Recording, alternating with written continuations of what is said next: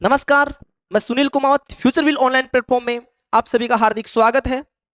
Last time हम बात कर रहे थे क्लास 1, जिसमें हम SSC foundation theory classes plus MCQs की क्लासेस हम यहाँ पर लिए थे। आज जो है वो क्लास 2 है, जिसमें हम बात कर रहे होंगे नॉर्दर्न माउंटेन रेंज। किसकी बात कर रहे होंगे? Northern mountain range. और लास्ट क्लास में हम नॉर्दर्न माउंटेन रेंज की क्लासिफिकेशन यानी कि उसके विभाजन की बात कर रहे थे। ठीक है, यानी कि अपना जो मेन टॉपिक चल रहा है वो मेन टॉपिक था physical division of India, Bharat का भौगोलिक विभाजन। और भारत की भौगोलिक विभाजन को हमने जो है कंप्लीट लास्ट क्लास में कितने लगभग 5 भागों में उसको डिवाइड किया था। उसमें से पहला भारत का भौगोलिक विभाजन जो था वो था उत्तर के पर्वतीय प्रदेश, northern mountain range. Last class में नॉर्दर्न माउंटेन रेंज और नॉर्दर्न माउंटेन रेंज में उत्तर के पर्वतीय प्रदेशों में को हमने 2 भागों में विभाजित किया था। उस टॉपिक में हमने सबसे पहले बात किया था उसकी उत्पत्ति एवं विकास की, और सेकंड हमने बात किया था हिमालय का विभाजन। और उस क्लास में हम देख रहे थे हिमालय का विभाजन, और हिमालय का विभाजन हम 3 आधारों पर कर रहे थे, जिसमें से 2 मेन आधार है। पहला आधार था हिमालय का विभाजन समानांतर पर्वत श्रेणियों के आधार पर यानी कि पैरेलल बेसिस पर, और समानांतर पर्वत श्रेणियों के आधार पर हम हिमालय का जो विभाजन पढ़ रहे थे उसमें हम हिमालय का विभाजन कर रहे थे ट्रांस हिमालय। और ट्रांस हिमालय को हमने याद करने के लिए एक ट्रिक बताई थी आपको, ट्रांस हिमालय।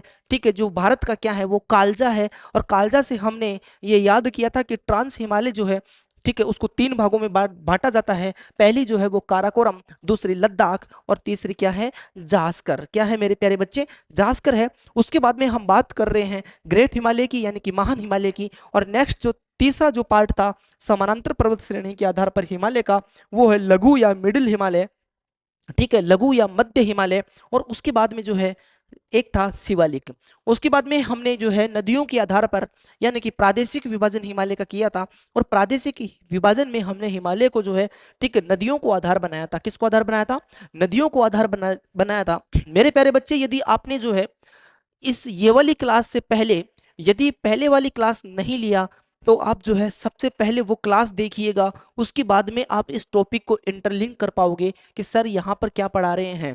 ठीक है, और आपके एक कंसेप्ट डेवलप हो जाएगा। और सबसे बड़ी बात है कि आजकल एग्जाम्स का ऐसा दौर आ रहा है जिसमें कंसेप्चुअली क्वेश्चन पूछे जा रहे हैं। तो उसके लिए जो है रटना रटना ठीक है, रटने की जो है वो एक्टिविटीज अब कहीं ना कहीं आपको जो है बंद करनी पड़ेगी, और आपको जो है ज्यादा से ज्यादा फोकस करना पड़ेगा थ्योरी क्लासेस पर।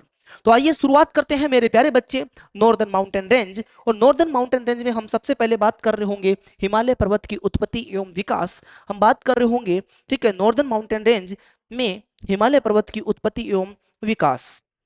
जब हम हिमालय पर्वत की उत्पत्ति एवं विकास की बात कर रहे होते हैं, तो यहाँ पर जो है हमारा टॉपिक क्या है? उत्पत्ति। ठीक है, हिमालय पर्वतमाला। हिमालय पर्वतमाला यानी कि उत्तर के पर्वतीय प्रदेश भी आप इसको बोल सकते हो। क्या बोल सकते हो? उत्तर के पर्वतीय प्रदेश भी बोल सकते हो। इसमें जो है हमारा क्या रहने वाला है? हिमालय पर्वत। और हम बात कर रहे होंगे हिमालय पर्वत की उत्पत्ति। हम किसकी बात कर रहे होंगे? हम बात कर रहे होंगे मेरे प्यारे बच्चे हिमालय पर्वत की उत्पत्ति। हिमालय पर्वत की उत्पत्ति, ओरिजन एवं विकास। हिमालय पर्वतमाला की उत्पत्ति एवं विकास हम पढ़ रहे होंगे। और इसमें अब सर्वमान्य एक तथ्य है कि हिमालय पर्वतमाला जो है वो क्या है? वलित पर्वतमाला। मेरे प्यारे बच्चे, आप सोच रहे होंगे कि ये वलित पर्वतमाला क्या होती है। ठीक है, और जब वलित पर्वतमाला की बात कर रहे होंगे तो इसका मतलब जो है, आपको अभी के लिए इतना सा याद रखो कि वलित पर्वतमाला को हम बोलते हैं फोल्डेड माउंटेन, इंग्लिश में बोलते हैं। यानी कि माउंटेन जब कैसे हो? लहरदार हो। ठीक है, ऐसे इस तरह से माउंटेन हो। कुल मिलाकर यहाँ पर मैं एक डायग्राम के थ्रू शो कर रहा हूँ। जब माउंटेन ऐसे होते हैं तो इसको हम क्या बोल रहे होते हैं? इसको हम बोल रहे होते हैं फोल्डेड माउंटेन। कौन से माउंटेन बोल रहे होते हैं? फोल्डेड माउंटेन बोल रहे होते हैं। इसके लिए इसको हम डिटेल से समझेंगे कि ये कैसे बनते हैं। परंतु इससे पहले पहले हम देखते हैं कुछ सिद्धांत देखते हैं। तो जब हिमालय पर्वतमाला की उत्पत्ति की बात करते हैं, विकास की बात करते हैं, ठीक है, तो वलित, तो हिमालय पर्वतमाला कौन सा पर्वतमाला है? वलित पर्वतमाला। कौन सा पर्वतमाला है? वलित पर्वतमाला। तो यहां पर एक सिद्धांत दिए गए हैं, वलित पर्वतों वलित पर्वतों यानी कि फोल्डेड माउंटेन, वलित पर्वतों की उत्पत्ति, वलित पर्वतों की उत्पत्ति से संबंधित, से वलित पर्वतों की उत्पत्ति से संबंधित सिद्धांत, वलित पर्वतों की उत्पत्ति से संबंधित सिद्धांत की अपन बात कर रहे होंगे, से संबंधित, ठीक है, वलित पर्वतों की उत्पत्ति से संबंधित सिद्धांत और वलित पर्वतों की उत्पत्ति से संबंधित जितने भी सिद्धांत हैं, अब हम उन सिद्धांतों की बात कर रहे हैं। मेरे प्यारे बच्चे, अभी आप कंफ्यूज हो रहे होंगे कि सर ने ये वलित पर्वतमाला क्या बता दिया। तो अब इस क्लास को इत्मीनान से लीजिए, नोट्स बनाते चलिए। मैं हर चीज के बारे में पॉइंट टू पॉइंट बात कर रहूंगा, ठीक है, मैं हर चीज के बारे में जो है एक्सप्लेनेशन करता जाऊंगा। तो वलित पर्वतमाला, मैं ये कहना चाह रहा हूं कि हिमालय पर्वतमाला की उत्पत्ति, यानी कि हिमालय पर्वतमाला क्या है, एक वलित पर्वत है और वलित पर्वतों की उत्पत्ति से संबंधित कुछ सिद्धांत दिए गए हैं। इसका मतलब यह है कि दुनिया में जितने भी वलित पर्वतमाला है, फोल्डेड माउंटेन है, तो उनकी उत्पत्ति जो है कहीं ना कहीं सेम प्रकार से हुई है, ठीक है। तो वलित पर्वतों की उत्पत्ति से संबंधित कुछ सिद्धांत दिए गए हैं। तो आइए देखते हैं कौन कौन से ऐसे सिद्धांत हैं जो वलित पर्वतों की उत्पत्ति से संबंधित है। तो वलित पर्वतों की उत्पत्ति से संबंधित जब हम बात कर रहे होंगे, तो इसका पहला जो सिद्धांत है वो सिद्धांत दिया था कोबर ने। किसने सिद्धांत दिया था? कोबर ने। मेरे प्यारे बच्चे, इसको आपको कोबर ही पढ़ना है, ठीक है, आप इसको गोबर मत कर देना, ठीक है। गोबर ने एक सिद्धांत दिया था, भूसन्नति सिद्धांत, जियोसाइनक्लाइन सिद्धांत। क्या दिया था? जियोसाइक्लाइन सिद्धांत, ठीक है, भूसन्नति सिद्धांत। तो ये बहुत ज्यादा इंपॉर्टेंट होने वाला है ये सिद्धांत, भू सन्नति सिद्धांत। भू सन्नति सिद्धांत किसने दिया था? कोबर ने दिया था। जियोसाइनक्लाइन थ्योरी, क्या दिया था? जियोसाइनक्लाइन थ्योरी। इसका मतलब याद रखना, कोबर ने वलित पर्वतों की उत्पत्ति, यानी कि कुल मिलाकर हिमालय पर्वतमाला की उत्पत्ति के लिए कहा है कि उनकी उत्पत्ति कैसे हुई है? भूसन्नति से। किससे हुई है? भूसन्नति से। हम इस सिद्धांत को डिटेल से पढ़ रहे होंगे, ठीक है, ये पहला पॉइंट है। उसके बाद में एक सिद्धांत दिया गया मेरे प्यारे बच्चे, ठीक है, एक सिद्धांत दिया गया, ठीक है। वो सिद्धांत जो था वो था संवहन सिद्धांत। कौन सा था? संवहन सिद्धांत था, ठीक है। क्या था? संवहन, संवहन सिद्धांत, ठीक है। और संवहन सिद्धांत किसने दिया था? ये दिया था होम्स ने। किसने दिया था? होम्स ने दिया था। तो सबसे पहले हम सिद्धांत दिया किसने था, उस व्यक्ति का नाम लिख लेते हैं, उन साइंटिस्ट का नाम लिख लेते हैं। होम्स ने दिया था। और होम्स ने जो है वलित पर्वतों की उत्पत्ति से संबंधित कौन सा सिद्धांत दिया था? संवाहन सिद्धांत। कौन सा सिद्धांत दिया था? संवाहन सिद्धांत दिया था। संवाहन सिद्धांत। उसके बाद में, उसके बाद में हमारे, उसके उसके बाद में एक सिद्धांत आता है, ध्यान दीजिएगा मेरे प्यारे बच्चे, नोट्स बनाते चलिए, क्योंकि ये क्लास जो है आपके लिए बहुत ज्यादा इंपॉर्टेंट होने वाली है हिमालय पर्वत को समझने के लिए। उसके बाद में जो है, ठीक है, जेफ्रीज, जेफ्रीज नामक एक वैज्ञानिक थे। क्या नाम था? जेफ्रीज, ठीक है। जेफ्रीज नामक एक वैज्ञानिक था, ठीक है। तो जेफ्रीज ने जो है एक सिद्धांत दिया था, तापीय संकुचन सिद्धांत। कौन सा सिद्धांत दिया था मेरे प्यारे बच्चे? ठीक है, कौन सा सिद्धांत दिया था? तापीय संकुचन सिद्धांत, ठीक है। तो याद रखना, तापीय, तापीय संकुचन, संकुचन सिद्धांत किसने दिया था? जेफ्रीज ने यह सिद्धांत दिया था, तापीय संकुचन सिद्धांत, ठीक है। कई बार ये क्वेश्चंस आ जाता है कि वलित पर्वतों की उत्पत्ति से संबंधित संवहन सिद्धांत किसने दिया था, तापीय संकुचन सिद्धांत किसने दिया था, भूसन्नति सिद्धांत किसने दिया था? मेरे प्यारे बच्चे, इसमें से सबसे ज्यादा इंपॉर्टेंट जो सिद्धांत है वो है कौन सा? भूसन्नति सिद्धांत, ठीक है। तो इसको तो भाई जो है आप स्टार लगा लो, इसके बारे में हम काफी डिटेल से बात कर रहे होंगे। आगे ध्यान दीजिएगा, नेक्स्ट अपन बात कर रहे होंगे, ठीक है, नेक्स्ट हम बात कर रहे होंगे जोली। एक वैज्ञानिक थे जोली। क्या नाम था? जोली। और जोली ने जो है एक सिद्धांत दिया था, क्या? रेडियो एक्टिव सिद्धांत, ठीक है। जोली ने भूसन्नति से संबंधित एक सिद्धांत दिया था। कौन सा सिद्धांत दिया था? रेडियो एक्टिव, क्या? रेडियो एक्टिव सिद्धांत, ठीक है, रेडियो एक्टिव सिद्धांत इसके अलावा वलित पर्वतों की उत्पत्ति से संबंधित सर्वमान्य सिद्धांत है। मेरे प्यारे बच्चे, मेरे वर्ड्स पर ध्यान देना, मेरे शब्दों पर फोकस करना। मैं बोल रहा हूं कि वलित पर्वतों की उत्पत्ति से संबंधित एक सिद्धांत आता है, ठीक है। यह सिद्धांत जो है सर्वमान्य सिद्धांत है, यानी कि लगभग लगभग सभी वैज्ञानिक ये मानते हैं कि वलित पर्वतों की उत्पत्ति जो है इस आधार पर होती है, और उसे हम क्या बोलते हैं, उसे हम बोलते हैं प्लेट टेक्टोनिक सिद्धांत। कौन सा सिद्धांत बोलते हैं मेरे प्यारे बच्चे, कौन सा सिद्धांत बोलते हैं?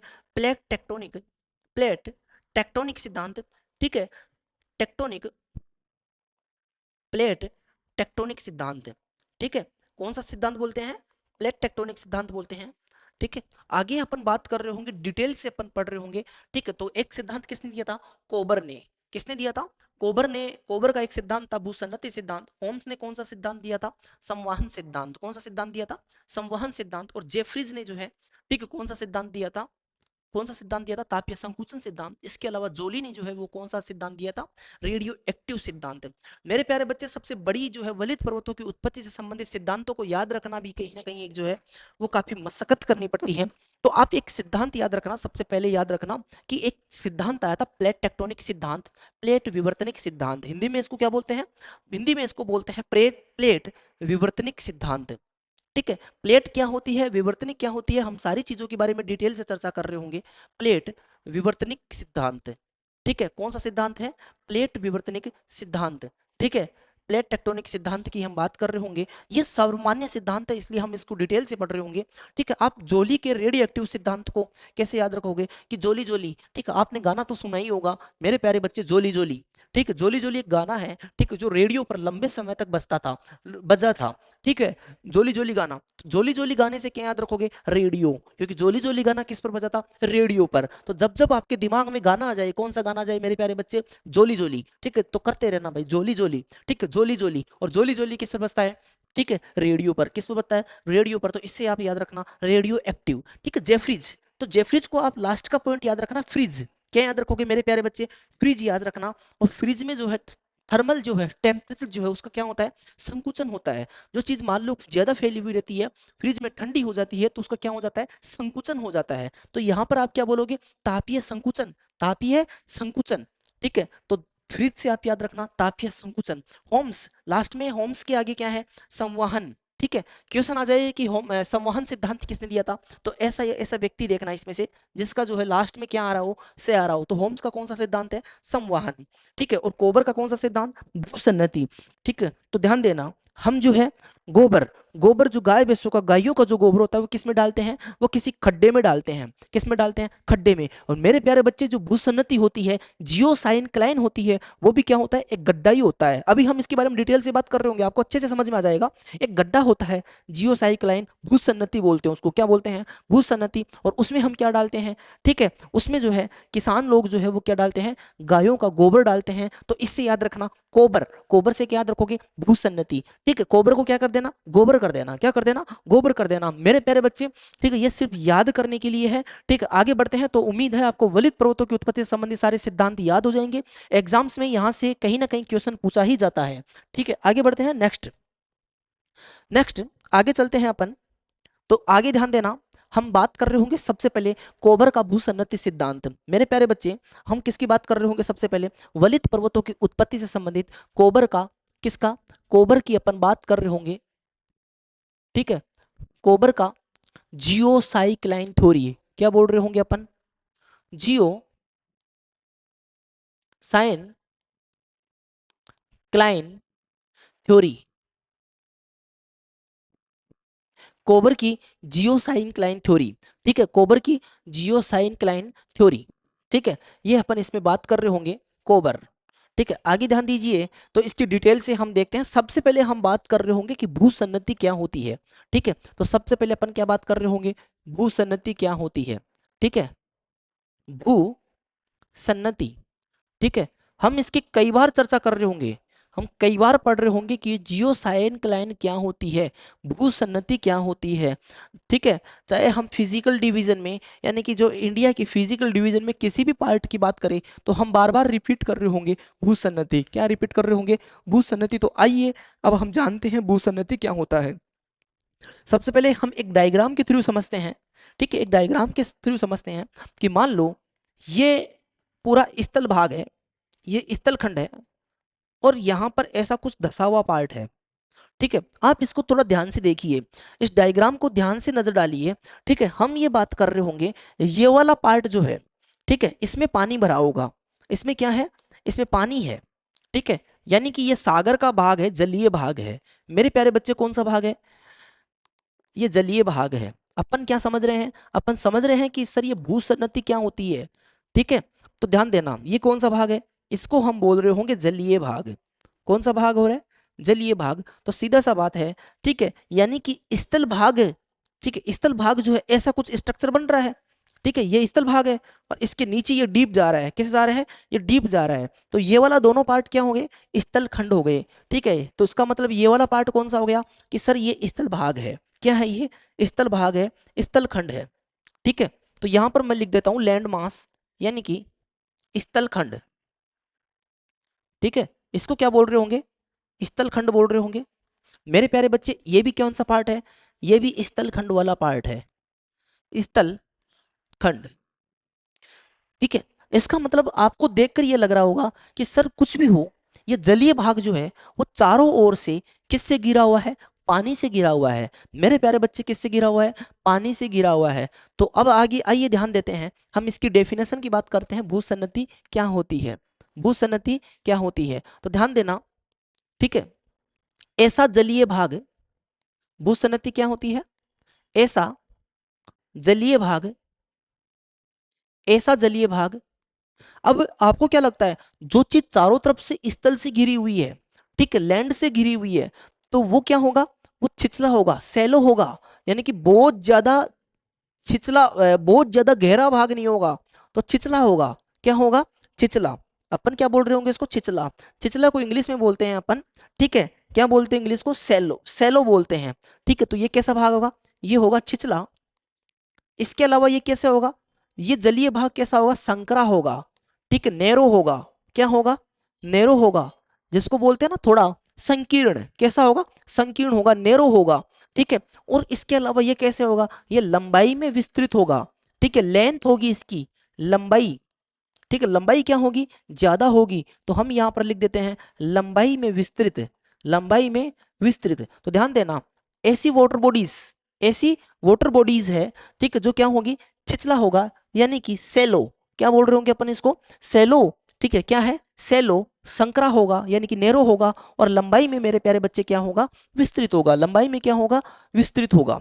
ठीक है, और मेरे प्यारे बच्चे आपको देखकर लग रहा है कि चारों तरफ से किससे घिरा हुआ है, कि सर स्थल खंडों से घिरा हुआ है। किससे घिरा हुआ है, स्थल खंडों से घिरा हुआ है। तो ऐसा होने के बाद में जब, ठीक है, और वह जो है चारों तरफ से, क्या, चारों ओर से, चारों ओर से किससे घिरा हुआ है, स्थल खंडों से। स्थल, चारों ओर से स्थल खंडों से घिरा होता है, घिरा होता है, चारों तरफ से किससे घिरा होता है, स्थल खंडों से घिरा होता है, उसे हम क्या कहते हैं, भूसन्नति। मेरे प्यारे बच्चे इस डायग्राम के बेसिस पर आप डेफिनेशन बनाने की कोशिश करना, इस परिभाषा को आप रटने की कोशिश मत करना।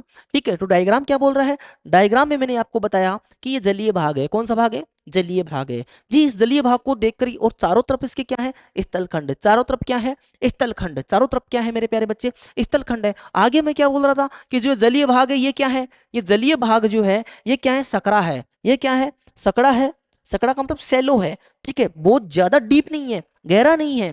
ठीक है, और क्या बोल रहे थे इसको, नेरो, यानी कि बहुत ज्यादा सकड़ा है। और लंबाई में क्या होगा, ये विस्तृत होगा। ठीक है, लंबाई में जो है इसका जो बहुत ज्यादा जो है इसकी लेंथ होगी, इसको हम क्या बोल रहे होंगे, भूसन्नति। और ये चारों तरह से, ठीक है, जो यानी कि ऐसा जलीय भाग जो छिछला होगा, संकरा होगा, लंबाई में विस्तृत होगा, और चारों ओर से स्थल खंडों से क्या होगा, घिरा हुआ होगा, उसे क्या कहेंगे हम, भूसन्नति। उसे क्या कहेंगे हम, भूसन्नति। मेरे प्यारे बच्चे आगे देखते हैं अपन। ठीक है, इसको आगे एक्सप्लेनेशन कर रहे होंगे, तो ध्यान देना, ये है भूसन्नति। कोबर ने क्या बोला, ध्यान दीजिएगा, कोबर जो है वो कहाँ के थे, इसके लिए फर्स्ट पॉइंट अपन बात कर लेते हैं। कोबर ने कहा कि वलित पर्वतों की उत्पत्ति, ठीक है, फर्स्ट पॉइंट याद रखना, कोबर ने क्या कहा, कि वलित पर्वतों की उत्पत्ति, वलित पर्वतों की उत्पत्ति, वलित पर्वतों की उत्पत्ति भूसन्नति में हुई। किसमें हुई? भू सन्नति में। मेरे प्यारे बच्चे इसको याद रखना, ठीक है। कई बार क्वेश्चन पूछा जा सकता है, ठीक है, कि ऐसा किसने कहा था, ठीक है। यानी कि वलित कोबर के हिसाब से वलित जितने भी वलित पर्वत है, जितने भी फोल्डेड माउंटेन है, उनकी उत्पत्ति कैसे हुई थी? भूसन्नति से। कैसे हुई थी? भूसन्नति से। इसके अलावा आप नेक्स्ट पॉइंट याद रखना, इसने क्या कहा, ठीक है, कोबर ने यह कहा, ठीक है, कोबर ने वलित पर्वतों को, ठीक है, सॉरी, कोबर ने भूसन्नति को, किसको? कोबर ने भूसन्नति को, भू सन्नति को पर्वतों का पालना कहा। पर्वतों का, भूसन्नति को क्या कहा? पर्वतों का पालना। पालना तो जानते हो, बच्चे किस में पलते हैं? पालने में पलते हैं, ठीक है। तो पर्वतों का पालना कहा। किसने कहा? कोबर ने, ठीक है। यहां से क्वेश्चन पूछा जा सकता है, क्वेश्चन ये पूछा जाएगा कि कोबर ने पर्वतों का पालना किसे कहा? कोबर ने पर्वतों का पालना किसे कहा? ठीक है, तो आपको याद रहना चाहिए किसको कहा, ठीक है, भूसन्नति को। किसको कहा? भूसन्नति को कहा, ठीक है। तो आप ये चीज याद रखना। आगे बढ़ते हैं। कई बार ये डायरेक्टली क्वेश्चन पूछ लिया जाता है कि कोबर जो है वो कहाँ के थे? जर्मनी के वैज्ञानिक। तीसरा आपको पॉइंट याद रखना है कि कोबर जो है वो कहाँ के थे? वो जर्मनी के वैज्ञानिक थे। कहाँ के थे? जर्मनी के एक साइंटिस्ट के, भूवैज्ञानिक थे, जर्मनी के वैज्ञानिक थे। तो आइए अब हम डिटेल से बात करते हैं कि आखिर भूसन्नति से पर्वतों की उत्पत्ति कैसे हुई। हम इसको स्टेप बाय स्टेप समझते हैं, ठीक है। आगे ध्यान दीजिएगा। सबसे पहले क्या होता है कि ये भूसन्नति थी। हाँ, इससे पहले जब हम भूसन्नति समझ रहे हैं तो इससे पहले एक कंसेप्ट समझते हैं। हम बात कर रहे होंगे अतीत की, जब सारे महासागर, क्या सारे के सारे जो है महाद्वीप जो थे, जो आज आप देखते हो north America, south America, Africa, Asia वगैरह, वो सारे के सारे एक जगह थे। यानी कि स्थल खंड, ये कौन सा भाग है? स्थल खंड। और चारों तरफ इसके क्या था? महासागर था। चारों तरफ इसके क्या थे? महासागर थे, ठीक है। चारों तरफ क्या थे इसके? महासागर थे, ठीक है। ये वाला पार्ट जो है वो किसका था? ये जलीय भाग था। कौन सा भाग था? ये मेरे प्यारे बच्चे कौन सा भाग था? ये जलीय भाग था, ठीक है। और ये वाला बीच वाला जो पार्ट था ये कौन सा भाग था? ये स्थलीय भाग था। कौन सा भाग था? स्थलीय भाग था, ठीक है। मैं इसको जो है इससे ड्रॉ कर देता हूं, तो ध्यान दीजिएगा। यानी कि अतीत में सभी स्थल खंड एक जगह थे। सभी स्थल खंड एक जगह थे। तो इन स्थल खंडों को, ठीक है, जो भूभाग थे, भूभाग यानी कि स्थल खंड, स्थल खंड, ठीक है, स्थल खंडों को क्या नाम दिया गया था? पेंजिया। क्या नाम दिया मेरे प्यारे बच्चे? पेंजिया, ठीक है। यानी कि मैं ये कहना चाह रहा हूं कि अतीत में जो है, जितने भी जो आज आप अर्थ के ऊपर जितने अलग अलग कॉन्टिनेंट देखते हो, ये सारे के सारे कॉन्टिनेंट एक जगह थे। सारे के सारे कॉन्टिनेंट क्या थे? एक जगह थे। और इन सारे स्थल खंडों को, सारे भूभागों को क्या नाम दिया गया? पेंजिया। मेरे प्यारे बच्चे क्या नाम दिया गया? पेंजिया नाम दिया गया। और जो जलीय भाग था, और पेंजिया के चारों तरफ, पेंजिया के चारों तरफ जो जलीय भाग था, ठीक है, जो वाटर बॉडीज थी, जो जलीय भाग था, उसको क्या कहा गया था? उसको नाम दिया गया पैंथालासा। क्या नाम दिया गया मेरे प्यारे बच्चे? पैंथालासा इसको नाम दिया गया। यहां से कई बार क्वेश्चन पूछा जाता है, ठीक है, कि अतीत में जो जलीय भाग था उसको क्या नाम दिया गया था? पैंथालासा। और जितने स्थल खंड जो एक जगह थे, एकत्रित थे, उनको क्या नाम दिया गया? पेंजिया। आइए समझते हैं हम। पेंजिया जो है, ठीक है, ये वाला कौन सा पार्ट था? पेंजिया। पेंजिया जो है वो दो भागों में बट गया। मेरे प्यारे बच्चे, पेंजिया क्या हुआ? पेंजिया दो भागों में बट गया, ठीक है। यानी कि पेंजिया जो है यहां से लेकर ये वाला पार्ट जो है पेंजिया का क्या चला गया? ये वाला पार्ट चला गया नॉर्थ में, ठीक है। ये वाला पार्ट किधर चला गया? नॉर्थ में। और ये वाला पार्ट जो है ये किधर आ गया? साउथ में। यानी कि आगे मैं ये बोलना चाह रहा हूं कि पेंजिया का दो भागों में विभाजन हो गया। पेंजिया का जो है, ठीक है, टू पार्ट्स में इसका क्या हो गया, डिवीजन हो गया। दो भागों में पेंजिया का क्या हो चुका मेरे प्यारे बच्चे, विभाजन हो गया। ठीक है, एक विभाजन तो किधर हुआ, उत्तर में। किधर हुआ, एक टुकड़ा पेंजिया का किधर चला गया, उत्तर में चला गया, और इसका एक टुकड़ा जो है वो किधर आ गया, वो आ गया मेरे प्यारे बच्चे दक्षिण में। कहां पर आ गया, दक्षिण में। ठीक है, अब डायग्राम से समझने की कोशिश कीजिए। मैं ये बोल रहा हूं कि सारे के सारे स्थल खंड जो एक जगह थे, ठीक है, उसके बाद में स्थल खंड जो है, क्या स्थल खंड जो है वो कुछ उत्तर में चले गए और कुछ किधर आ गए, दक्षिण में आ गए। यानी कि ठीक है, जो भूभाग थे, स्थल खंड थे, पेंजिया, क्या नाम दिया था, पेंजिया। ठीक है, ये कितने भागों में विभाजित हो गया, दो भागों में। एक तो चला गया उत्तर में, जो भूभाग उत्तर में गया था, ठीक है, जो भूभाग किधर गया था, उत्तर में, उसको नाम दिया गया लारेंसिया। क्या नाम दिया गया, लारेंसिया उसको नाम दिया गया। ठीक है, और जो भूभाग, ठीक है, जो भूभाग किधर गया, दक्षिण में गया। किधर गया, दक्षिण में खिसक गया, उसको नाम दिया गया गोंडवाना। क्या नाम दिया गया, गोंडवाना। मेरे प्यारे बच्चे, कई बार डायरेक्टली क्वेश्चन पूछा जाता है कि प्रायद्वीपीय भारत है, या भारत का कौन सा हिस्सा जो है वह गोंडवाना लैंड का भाग है, और कौन सा हिस्सा जो है लारेंसिया का भाग है। किसका भाग है, लारेंसिया का भाग है, गोंडवाना लैंड। इसको क्या नाम दिया गया, ठीक है, लोरेंसिया। ठीक है, एक को क्या नाम दिया गया, लोरेंसिया, और एक को क्या नाम दिया गया, गोंडवाना लैंड। तो मेरे प्यारे बच्चे, उत्तर में कौन सा गया, लोरेंसिया, और दक्षिण में कौन सा आया, कि सर दक्षिण में जो है उसको हमने नाम दिया क्या, गोंडवाना। तो ये बहुत इंपॉर्टेंट चीज है। ठीक है, हिमालय पर्वतमाला की, न केवल हिमालय पर्वतमाला की उत्पत्ति को समझने के लिए, बल्कि पेनिनसुलर इंडिया यानी कि प्रायद्वीपीय भारत की उत्पत्ति को समझने के लिए, और उत्तर भारत के मैदानों की उत्पत्ति भी जो है इसी कंसेप्ट से आप क्लियरली समझ पाओगे। आगे बढ़ते हैं मेरे प्यारे बच्चे। उम्मीद है आपको ये क्लास समझ में आ रही होगी। यदि क्लास आपको बहुत बेहतरीन लगी, शानदार लगी, तो कमेंट बॉक्स में कमेंट जरूर कीजिएगा। यदि क्लास में किसी प्रकार की कोई कमी रहे तो भी आपको क्या करना है, कमेंट कीजिए, और इस वीडियो को जो है लाइक कीजिए, और अपने दोस्तों तक, अपने फैमिलीज मेंबर तक, ठीक है, इसको ज्यादा से ज्यादा आपको क्या करना है, शेयर करना है। आइए आगे देखते हैं अपन। ठीक है, जब मैं ये बात कर रहा था कि पेंजिया दो भागों में विभाजित हो गया, पेंजिया कितने भागों में विभाजित हो गया, दो भागों में विभाजित हो गया। जब पेंजिया दो भागों में विभाजित हो गया तो यहां पर ये गैप बन गया। यहां पर ये क्या बन गया, गैप बनेगा। मेरे प्यारे बच्चे, एक बात बताओ, ये स्थलखंड नॉर्थ में चला गया, साउथ में चला गया, तो ये पानी वाला भाग जो है, ये पानी इसमें भर जाएगा कि नहीं भर जाएगा, कि हाँ सर बिल्कुल भर जाएगा, पानी इसमें भर जाएगा, क्योंकि स्थलखंड का एक भाग नॉर्थ में चला गया, एक भाग कहाँ चला गया, ठीक है, साउथ में चला गया। तो सीधी सीधी बात है, इसमें क्या आ जाएगा सर, इसमें पानी भर जाएगा। क्या भर जाएगा, इसमें पानी भर जाएगा। तो मैं इसमें क्या भर देता हूं, मैं इसमें भर दिया पानी। ठीक है, इसमें क्या भर दिया मेरे प्यारे बच्चे, इसमें भर दिया मैंने पानी। ठीक है, और ये किससे जुड़ गया, ये पार्ट भी सर जो है यहाँ तो पानी ही पानी हो गया, यहाँ पर क्या हो गया, पानी ही पानी हो गया। तो इसको क्या नाम दिया गया मेरे प्यारे बच्चे, इसको क्या नाम दिया गया, इसको नाम दिया गया टेथिस सागर। क्या नाम दिया गया, इसको नाम दिया गया टेथिस सागर, या टेथिस सी, टेथिस सी। कई बार डायरेक्टली क्वेश्चन पूछा जाता है कि टेथिस सी क्या है, टेथिस सी कैसे बना। तो आपके सामने है टेथिस सी कैसे बनता है, जब पेंजिया का विभाजन हो जाता है दो भागों में, ठीक है, तो किसका निर्माण होता है, टेथिस सी का। अब आइए समझते हैं कोबर ने इस कंसेप्ट को कैसे लिंक किया। कोबर ने ये कहा, कोबर ने इसी टेथिस सागर को क्या नाम दिया, भूसन्नति। क्या नाम दिया, भूसन्नति।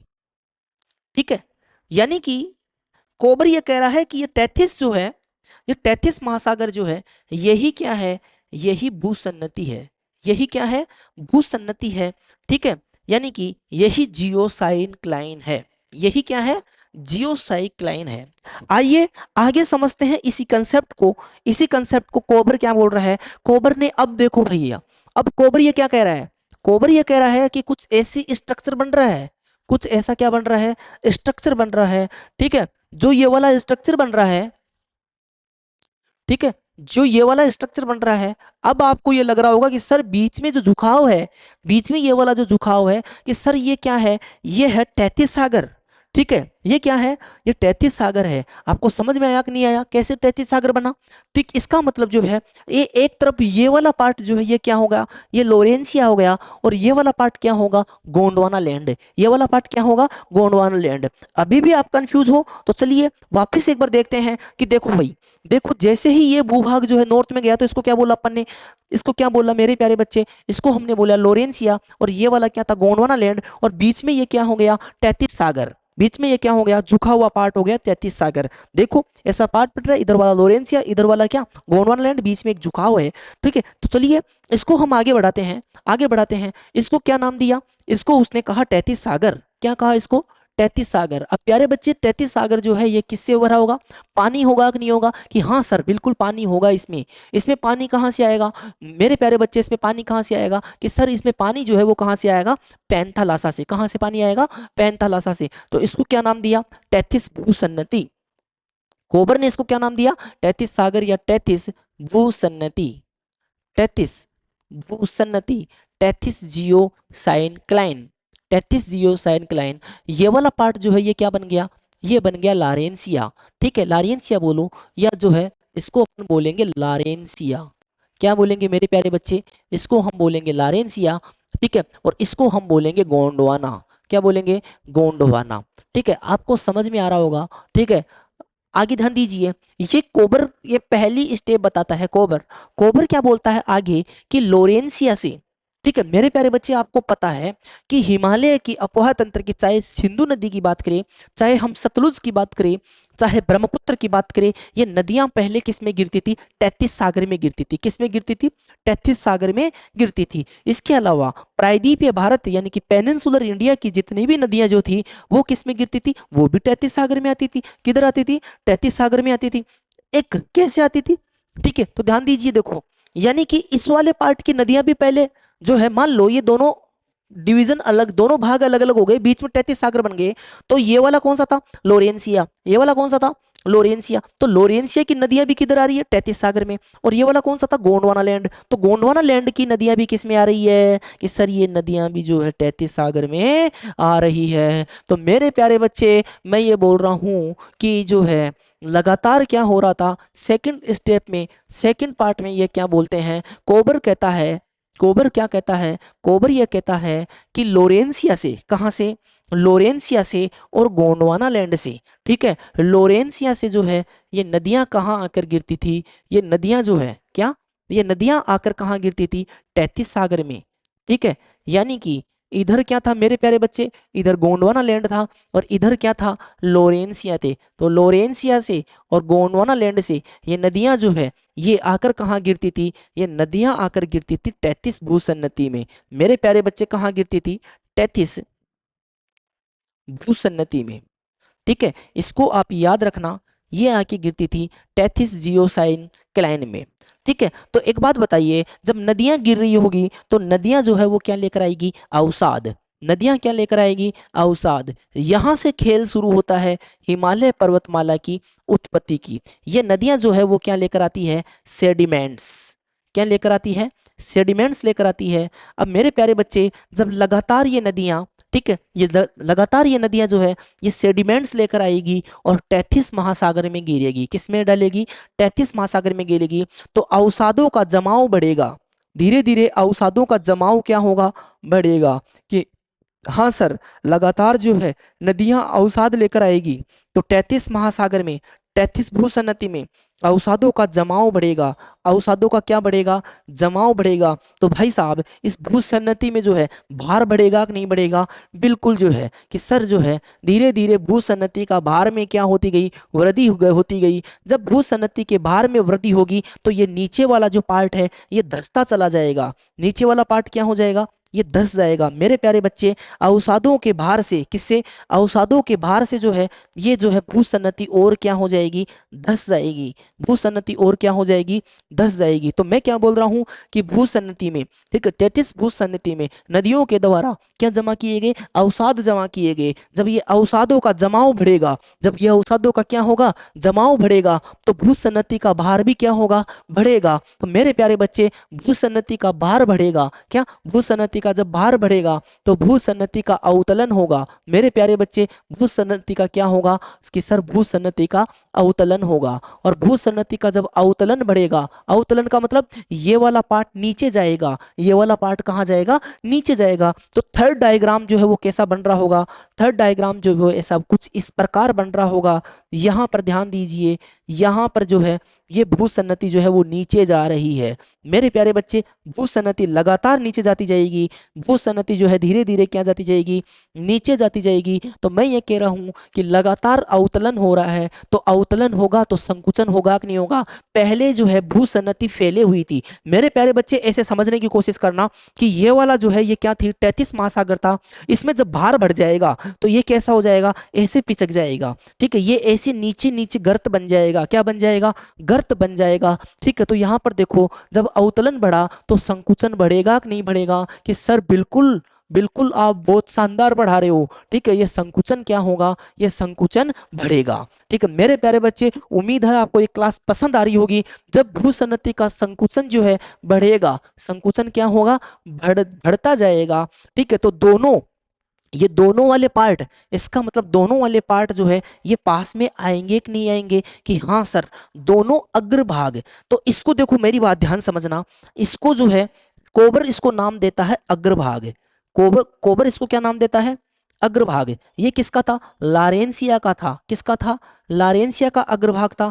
और ये वाला किसका भाग था, ये भाग था गोंडवाना का। किसका भाग है, गोंडवाना का। तो ये वाला अग्रभाग भी जो है, ठीक है, ये वाला अग्रभाग कौन सा, ये वाला अग्रभाग भी जो है, ठीक है, ये दोनों पास आते जाएंगे। मेरे प्यारे बच्चे, जब दो पार्ट आपस में पास पास में आएंगे तो ये क्या हो गया, ये टकराव हो गई। मेरे प्यारे बच्चे क्या हो गया, ये टकराव हो गया। तो फोर्थ स्टेज में संकुचन बढ़ेगा। क्या बढ़ेगा, संकुचन होगा। और संकुचन से जो है, ठीक है, संकुचन से क्या होगा, जो अवसाद थे ना, क्या थे, जो अवसाद भरे हुए थे ना 33 सागर में, ठीक है, तो अवसादों का, ठीक है, अवसादों का वलन होगा। जैसे जैसे संकुचन बढ़ेगा, ठीक है, क्या बढ़ेगा, संकुचन बढ़ेगा, तो अवसादों का क्या, अवसादों का क्या होगा, वलन होगा। अवसादों का क्या होगा, वलन होगा। मेरे प्यारे बच्चे, आपको क्लास शानदार लग रही होगी, आपको समझ में आ रहा होगा। अवसादों का क्या होने लग जाएगा, वलन होगा। तो आगे क्या बन रहा होगा, मैं फिफ्थ पोजीशन पर यानी कि फिफ्थ वाला डायग्राम कुछ इस प्रकार बना रहा हूं। तो यहाँ पर क्या होता है, यहाँ पर जब ये कुछ इस तरह की आकृति बन जाती है, लोरेंसिया और गोंडवाना लैंड जो है ये आपस में जो है ये अवसादों का जब जमाव हो जाता है, तो यहाँ पर जो है ये अवसाद भर गए। क्या भर गए, ये अवसाद भर गए। और यहाँ पर जो है क्या हो रहा है, लगातार संकुचन हो रहा है। तो यहाँ पर, ठीक है मेरे प्यारे बच्चे, यहाँ पर ध्यान देना। ठीक है, तो लोरेंसिया कौन सा वाला पार्ट पर, लोरेंसिया वाला पार्ट पर, और इधर जो है कहाँ पर, गोंडवाना वाले पार्ट पर। मेरे प्यारे बच्चे कौन सा वाला पार्ट, लोरेंसिया वाला। तो ये पूरा वाला ये सब वाला पार्ट है। और बीच में क्या बन गया, बीच में बन गया तिब्बत। ठीक है, बीच वाला जो पार्ट था यहाँ पर बना तिब्बत पठार। क्या बना, तिब्बत पठार, तिब्बत पठार, तिब्बत का पठार बन गया। इस साइड किसकी उत्पत्ति हुई, इस साइड जो वलन हो रहा था यहाँ पर बना हिमालय। यहाँ पर क्या बना, हिमालय पर्वत बना। क्या बना, हिमालय पर्वत। और इसके पास में आगे जाकर जो वलन हो रहा था उसमें चीन का एक पर्वत आपने नाम सुन रखा होगा, कुन लुन सान। क्या, कुन, ठीक है, आपने एक नाम सुन रखा होगा, इसको नीचे लिख देता हूं यहाँ पर। ठीक है, कुन, क्या, कुन लुन सान। ठीक है, याद रख लेना। यदि कई माउंटेन ऐसे हैं जिनके आगे क्या आ जाए, सान आ जाए, तो वो कहाँ के होंगे, वो तिब्बत के या चाइना के होंगे। कहाँ के होंगे, तिब्बत के या चाइना के होंगे। तो मेरे प्यारे बच्चे, कुछ इस प्रकार जो है वो किसकी उत्पत्ति होती है, हिमालय की। किसकी उत्पत्ति होती है, हिमालय की। और अपनी क्लास जो है वो किस पर बेस्ड थी, हिमालय पर्वतमाला की उत्पत्ति। तो ये सिद्धांत कौन दे रहा है, ये सिद्धांत दे रहा है कोबर। कौन दे रहा है, कोबर। देखो मेरे प्यारे बच्चे ध्यान देना, हमें कंसेप्ट समझना है। हमें क्या समझना है, कंसेप्ट समझना है, रटना नहीं है भाई। रटना बिल्कुल मना है, सुनील सर की क्लास में रटना मना है। तो आइए भाई ध्यान देते हैं। क्या हुआ, सिंपल सा समझने की कोशिश करना कि अतीत में जो है क्या था, पूरे महाद्वीप एक जगह थे, पूरे भूखंड एक जगह थे। अतीत में पूरे भूखंड जो है वो क्या थे, एक जगह थे। जब अतीत में पूरे भूखंड एक जगह थे, ठीक है, तो उसको क्या नाम दिया? पेंजिया। क्या नाम दिया गया? पेंजिया। आगे जाकर जो है पेंजिया दो भागों में विभाजित हो गया। एक तो चला गया उत्तर में, उत्तर में जो चल गया था उसको हमने क्या बोला? नॉर्थ में जो गया था उसको हमने क्या बोला? ठीक है, नॉर्थ में जो गया उसको लोरेंसिया बोला, और दक्षिण में जो गया उसको क्या बोला? गोंडवाना लैंड। बीच में जो दोनों भूभागों के बीच में गैप रहा, इस गैप में जो क्या बन गया? तैतीस सागर बन गया। आगे जाकर इस तैतीस सागर को जो है कोबर क्या नाम दे रहा है? भूसन्नति। कोबर क्या नाम दे रहा है? भूसन्नति नाम दे रहा है। ठीक है, आगे क्या भूसन्नति ये बोला है कि लगातार जो है लोरेंसिया से और गोंडवाना लैंड से नदियां आके जो है भूसन्नति में अवसादों का जमाव करने लगी, और ये अवसाद इतनी मात्रा में जमाव करेगी कि जमाव बढ़ता गया।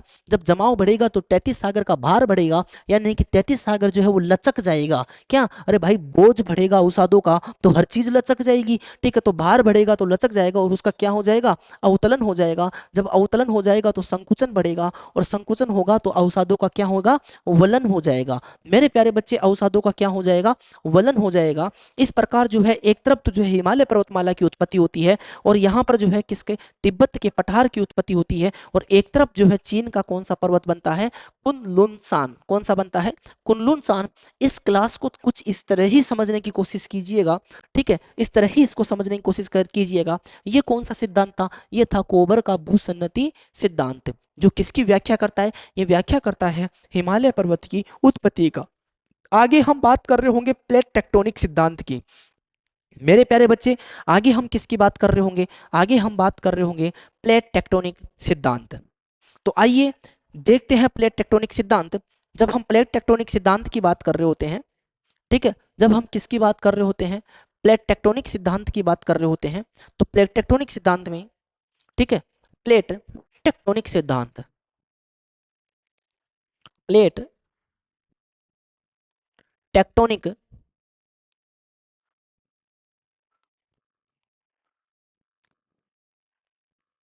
सिद्धांत, ठीक है, प्लेट टेक्टोनिक थ्योरी।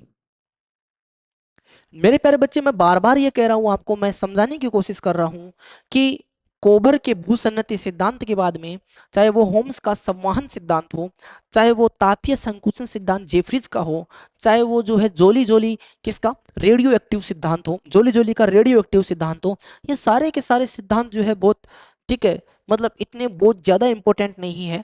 हम यहाँ पर जो है सिर्फ बात कर रहे होंगे जो सबसे ज्यादा सर्वमान्य माना जाता है हिमालय पर्वत की उत्पत्ति से संबंधित, कौन सा? प्लेट टेक्टोनिक सिद्धांत। तो आइए देखते हैं, समझते हैं, सीखते हैं प्लेट टेक्टोनिक सिद्धांत के बारे में। ठीक है, तो इसमें देखो, इसमें होता क्या है? सबसे पहले मेरे प्यारे बच्चे सोच रहे हो कि प्लेट क्या होती है। सबसे पहले हम किसकी बात कर रहे होंगे? प्लेट। देखिए, ये क्लास जो है बिल्कुल बिल्कुल जीरो टू एडवांस होने वाली है, इसलिए मैं अभी भी बोल रहा हूं इस क्लास को वो बच्चे देखिएगा जिनको जीरो से थ्योरी क्लासेस टाइप में लेनी है, जीरो से एडवांस। और ये पूरी क्लास जो है ये बिल्कुल फ्री होगी। क्या होगी? बिल्कुल फ्री होगी, इसलिए ज्यादा से ज्यादा स्टूडेंट्स के साथ शेयर कर दीजिए। और ये मैं वादा करता हूं यूट्यूब पर पहली क्लास होगी जो आपको जीरो टू एडवांस शानदार तरीके से ज्योग्राफी मैं समझा रहा हूँ। आगे ध्यान दीजिए ना, सबसे पहले हम बात कर रहे होंगे प्लेट का। मेरे प्यारे बच्चे, प्लेट को समझने के लिए सबसे पहले हमको बात करना होगा पूरी पृथ्वी की। ठीक है, पृथ्वी के अंदर की, यानी कि इंटरनल स्ट्रक्चर ऑफ अर्थ की, पृथ्वी की आंतरिक संरचना की मेरे प्यारे बच्चे बात करनी होगी। मान लीजिए ये पृथ्वी का केंद्र है, ये पृथ्वी का क्या है? केंद्र है। और पृथ्वी के केंद्र से हमने जो है ये एक पृथ्वी का अर्थ का पूरा क्या ले लिया? टुकड़ा ले लिया। ठीक है, इसको फर्स्ट स्टेप में ले रहे होंगे। सेकंड स्टेप में उसके आगे का पार्ट की बात कर रहे होंगे। ठीक है, तो आपको ये पता है कि सर पृथ्वी जो है ऊपर ही ऊपर सरफेस वाला जो पार्ट है वो किसका है? इसको हम क्रस्ट बोलते हैं। क्या बोलते हैं? क्रस्ट बोलते हैं। ठीक है, और उसके बाद में ये वाला पार्ट जो आता है वो किसका आता है? वो आता है मेंटल का। यानी कि एक नंबर पर जो है वो क्या है? क्रस्ट। दो नंबर पर जो है वो क्या है? ठीक है, दो नंबर पर जो है वो है मेंटल। और तीन नंबर पर ये वाला जो पार्ट आएगा वो क्या आएगा? कोर।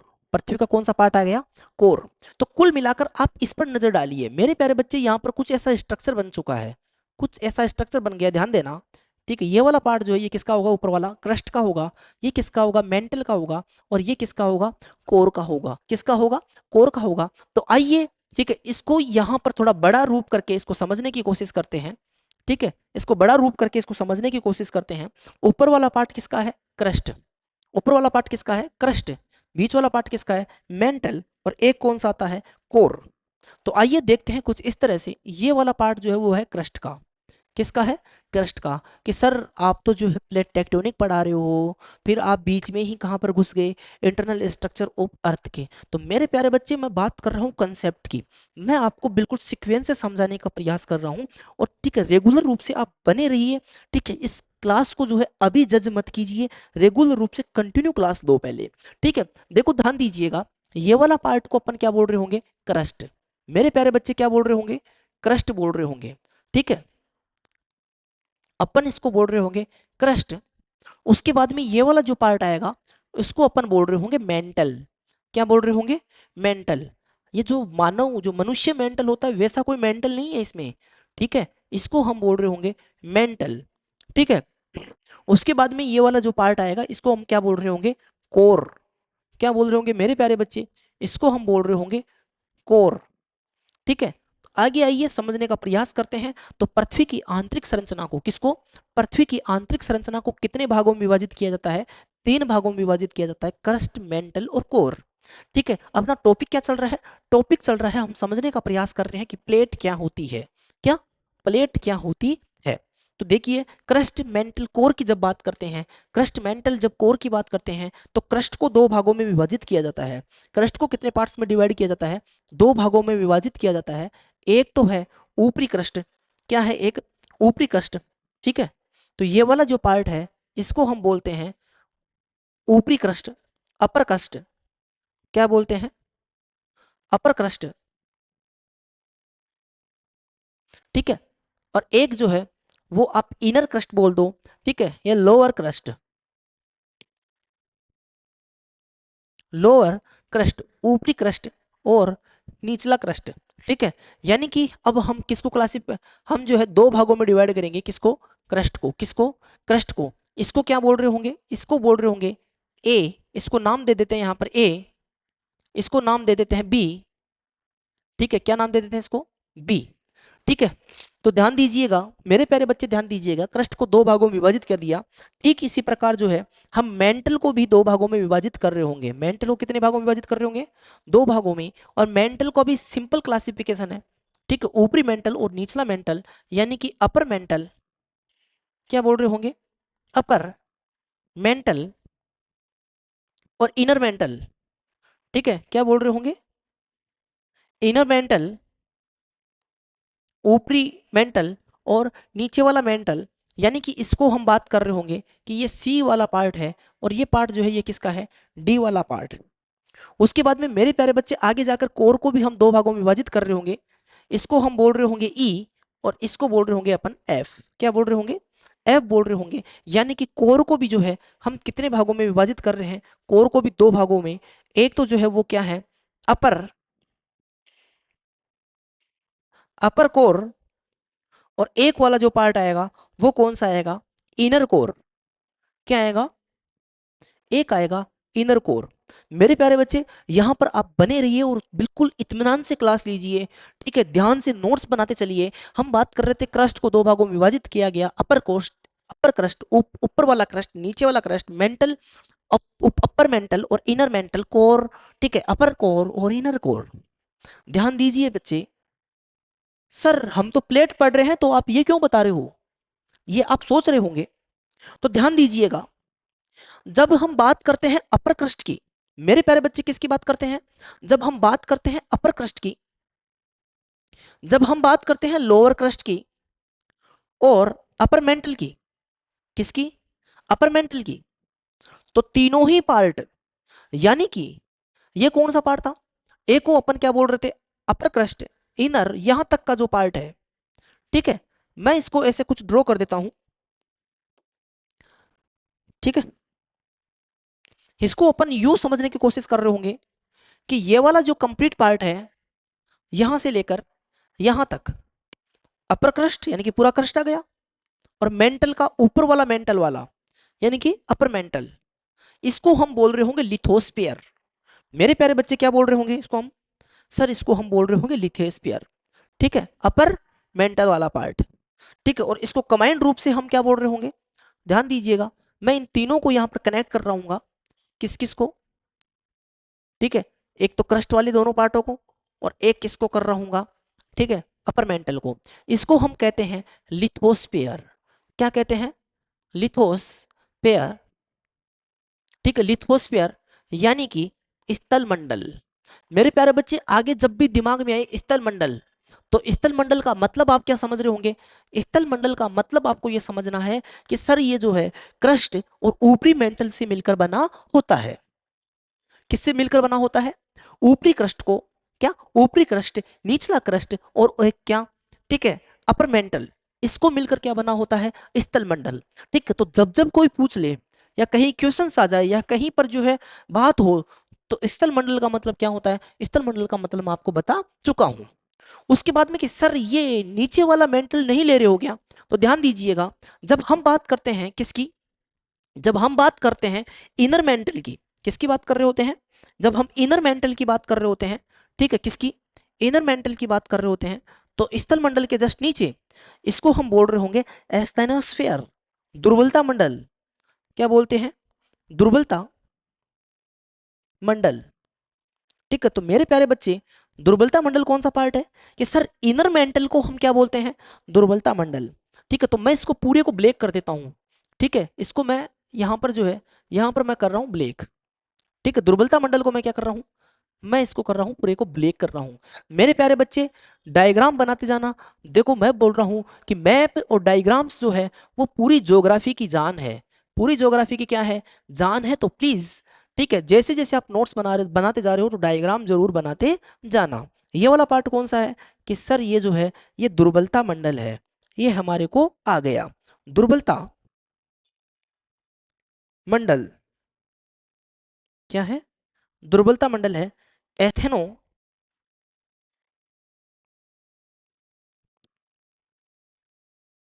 एस्थेनोस्फीयर, ये क्या है, एस्थेनोस्फीयर है।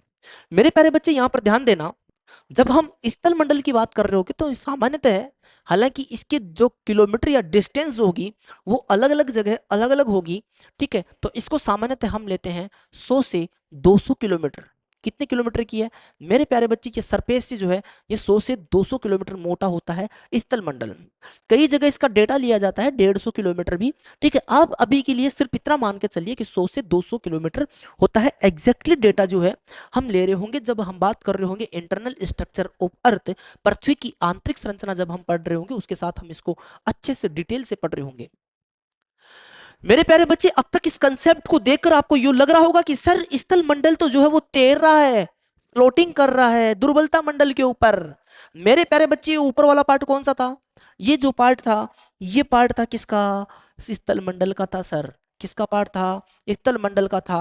और स्थल मंडल किसके ऊपर तैर रहा है, सर दुर्बलता मंडल के ऊपर। दुर्बलता मंडल के ऊपर जो है ये तरल अवस्था में है।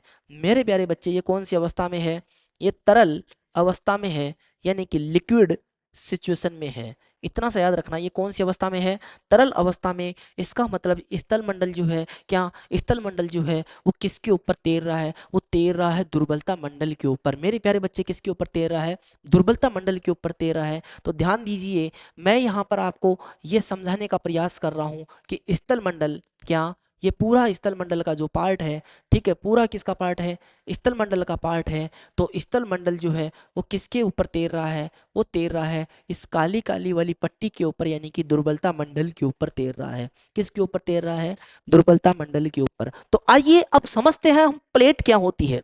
यदि आप यहां तक समझ चुके होंगे, यदि अभी भी यहां तक आप नहीं समझे, यानी कि जब प्लेट टेक्टोनिक में सबसे पहले मैंने बताया था पृथ्वी की आंतरिक संरचना को समझते हैं, स्थल मंडल क्या होता है और दुर्बलता मंडल क्या होता है। यदि ये अभी भी समझ में नहीं आया तो आप इस वीडियो को बैक करके वापस आइए, वापस देखिए और वापस ध्यान से समझने की कोशिश कीजिए। मैंने आपको बहुत स्लो, बहुत धीरे, बिल्कुल बेसिक से समझाने का प्रयास किया है। मेरे प्यारे बच्चे अब हम समझते हैं इसका नेक्स्ट स्टेप, जो क्या बोल रही है, प्लेट।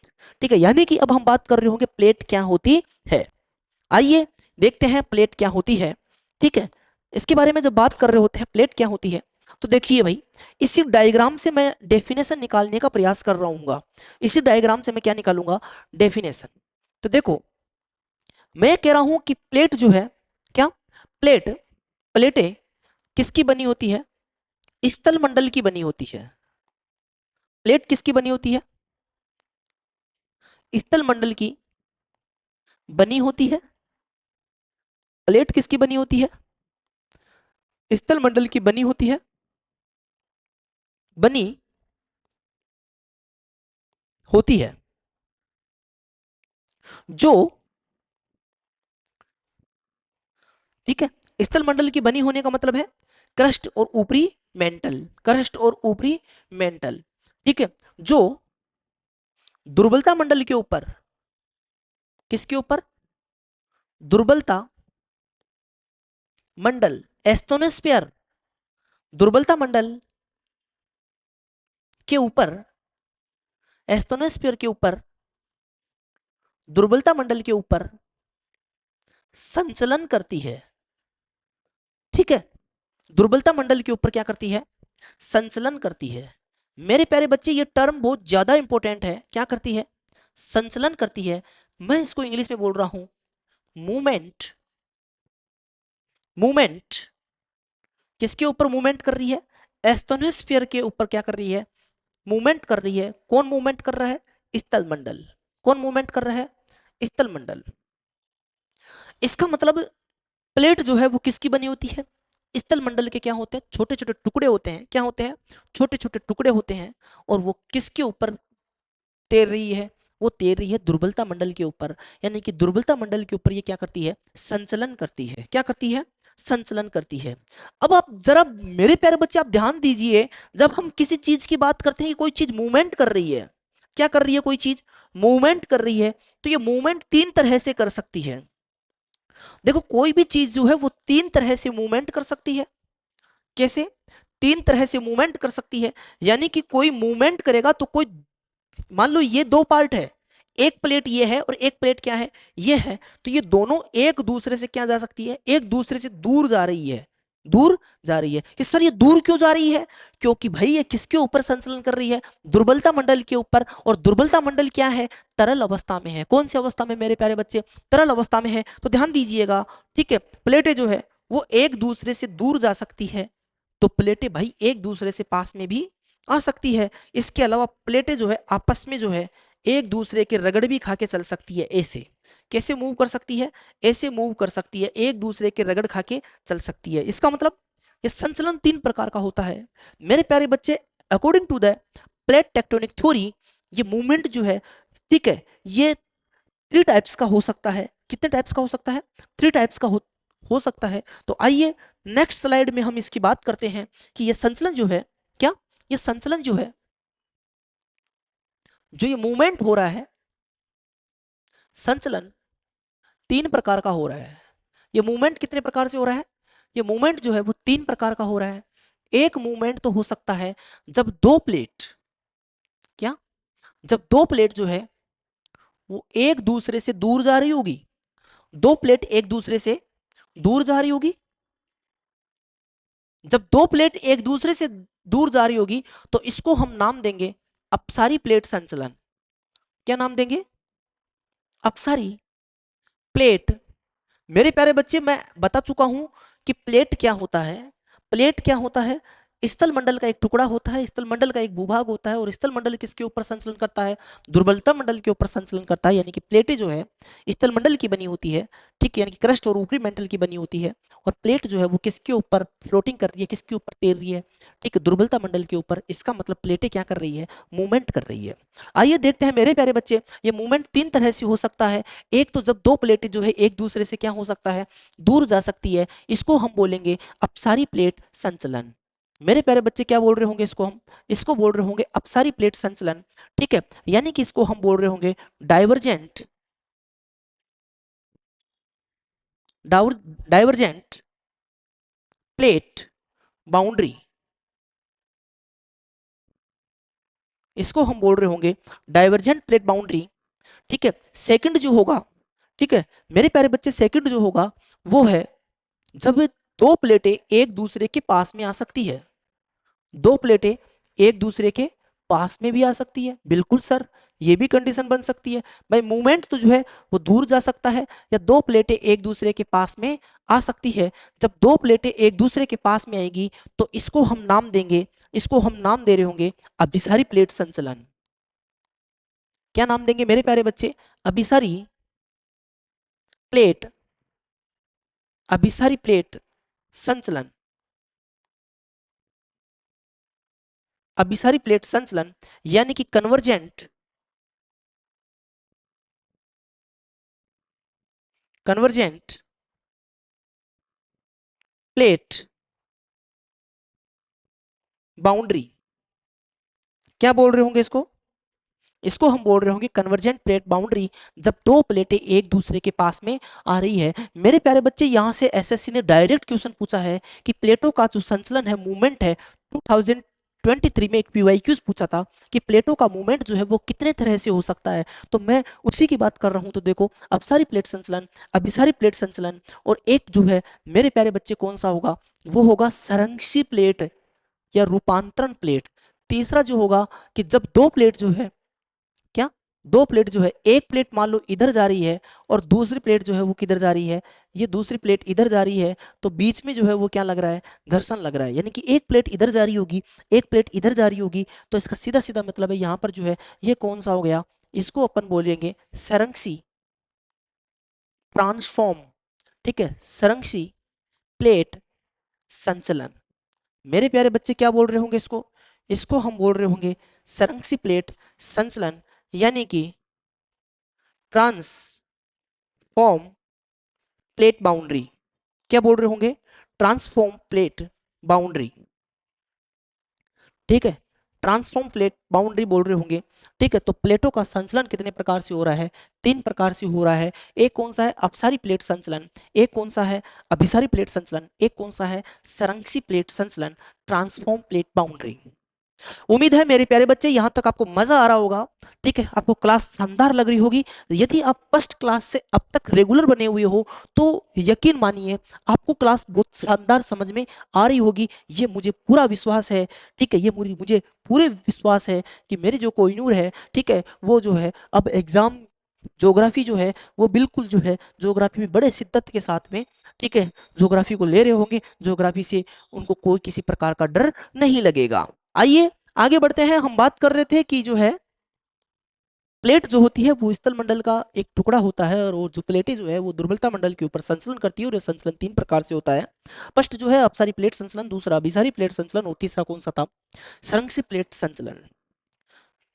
सर, हम प्लेटों के बारे में जान चुके हैं।